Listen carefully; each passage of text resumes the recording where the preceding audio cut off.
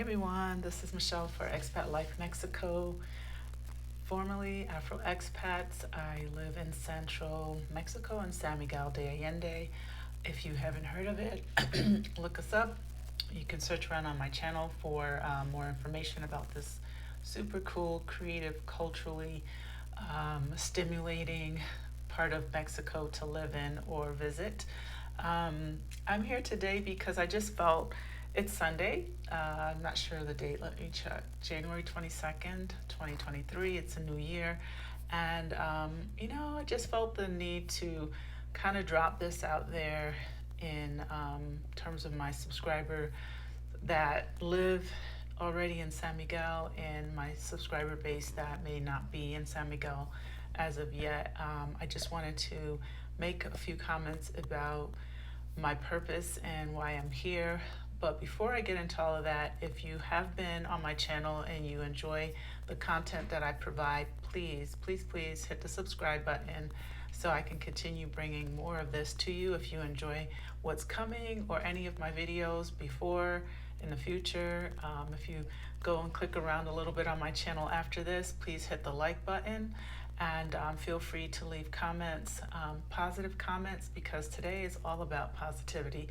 And just know that I appreciate you all. So what I wanted to say is when I moved here in 2018 as a full-time person living in central Mexico, there really were no resources available for this experience that I'm actually living and that I've lived for the last few years. I remember really looking around on YouTube, looking for information about schools in different parts of Mexico that were in English, that I could really understand what's it like for a foreigner to bring their child or children or family to Mexico. I actually had visited Mexico for off and on for years, even bringing my pet, like how do I do this? How is this doable? How is it possible? And it was really difficult to find very specific types of information. This was only a few short 5 or 6 years ago, right? There was a lot of information about traveling to Mexico. There was a lot of information about the top things to do in Mexico or the top things to do in cities and popular places in Mexico. I remember not even really knowing how vast Mexico was, even though I had traveled, but I went to very specific places over the years. I always went over to Oaxaca and Hualtuco, which was not my speed in terms of a place to live. Oaxaca City, I can't really say fairly that it wasn't my speed. I wasn't that familiar with Oaxaca as the city goes, the city part of Oaxaca, but I was familiar with like the coastline and the little towns and villages along the beaches. I was familiar with Cancun a little bit, but I traveled to those places because that's where I knew people, so that's where I went. And so my vision of Mexico was kind of small in terms of how vast and how diverse Mexico is and how many cities there are and how many large towns you can live in. I actually had visited San Miguel way back in 2005, but at that time it was very different for me at the age of, I think, 35 or 36. I remember thinking like, it's slow, this is not my speed, this not my jam. But I remember feeling like up and coming, and I really loved how artsy it was, even though it was a little sleepy for me at that point. But let's fast forward to 2016, 2015, 2016, when I started looking at options of places to move to out of the country, move out and away from the United States with my child. And, I just remember feeling like a lot of the information, first of all, did not have people there that looked like me or experiences that looked like something that I was familiar with. And when I say that, I don't mean familiar as in coming to Mexico, I'm expecting to live the way I did in the US, but just meaning someone from my background could, kind of relate to some of the struggles I might have as a person of color, and how was it to be in Mexico. And based on the experiences I had, it was always positive, right? So I personally felt that it was my purpose or part of my purpose to put myself out here on this social platform in front of my little phone and camera and hit record and talk about the things that I am, now living, and why it's important for people who are interested to see that this is attainable and that they don't have to, they can obtain this. It doesn't have to feel like something super foreign because it doesn't seem relatable to us. So, a part of the purpose of why I have continued to push through different things and trying to create safe spaces for people to find relatable situations is, so that it doesn't feel like, oh, well, that's something for someone else. It's not for me, right? I'm trying to show the vastness of Mexico and how amazing this country is, how amazing the people are, how amazing it has been as far as my experiences go. And I'm just super grateful to be able to provide my experiences to people and why I am here. So, in saying that, what I've found is that sometimes people tend to knock what others are doing in this space.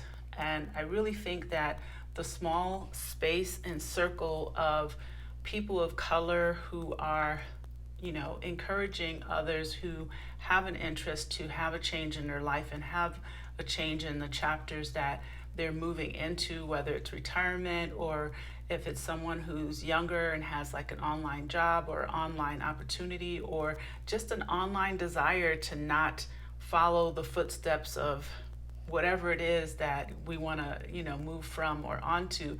It's like we're not here to bring you down, right? We're not here to try to knock your dreams or knock your passions. What we should be all here for is to help uplift you, to give you information about how to do it, give you information about our experiences.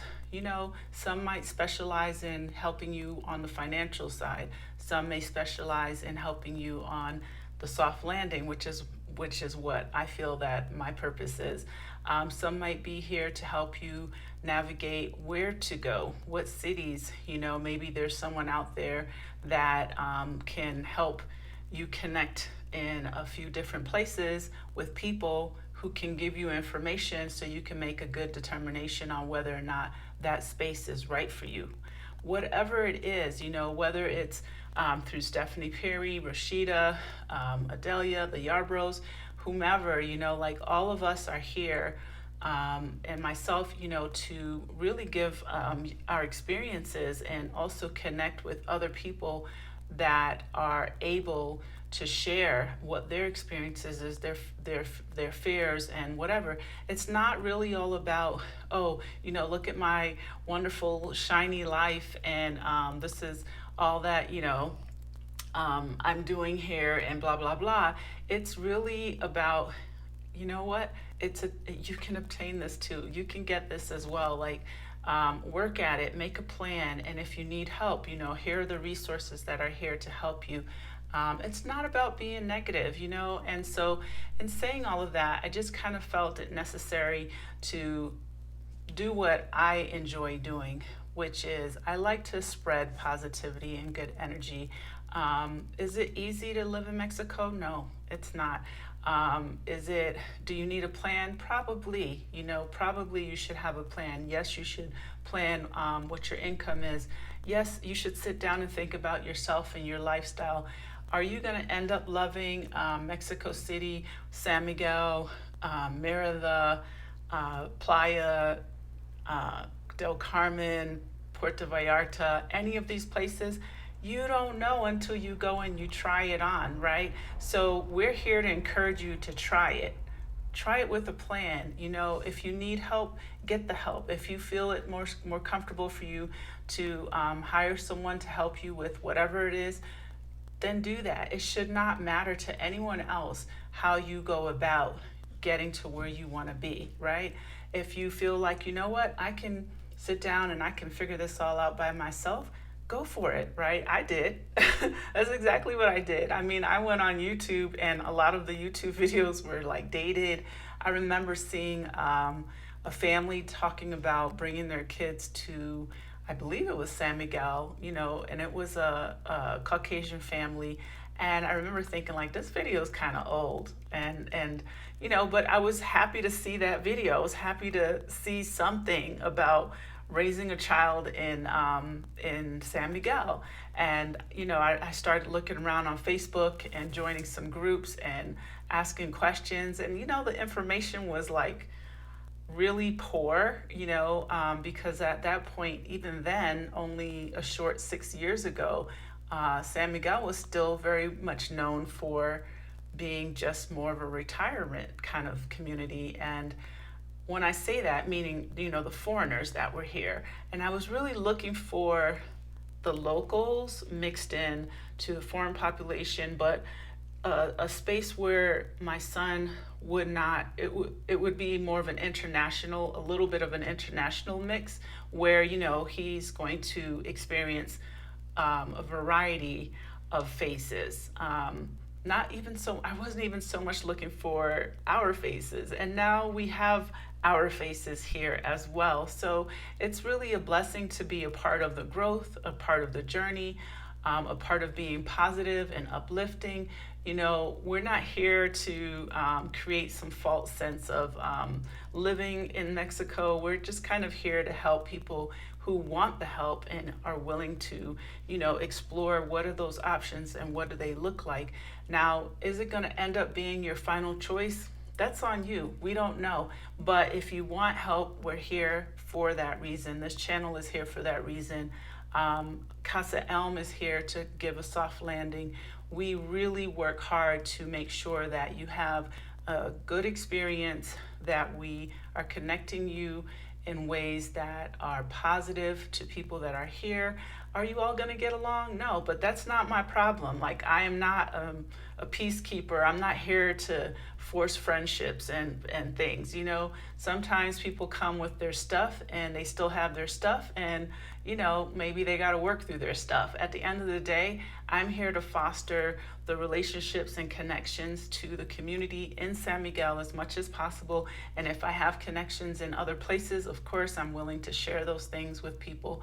But don't try to take away from someone else's, what they're doing, their shine, their whatever, just because you think, oh, everybody's doing something wrong, or thinking about it, looking like, just, mind your business. Like, seriously, let people live and get to where they want to, how they want to.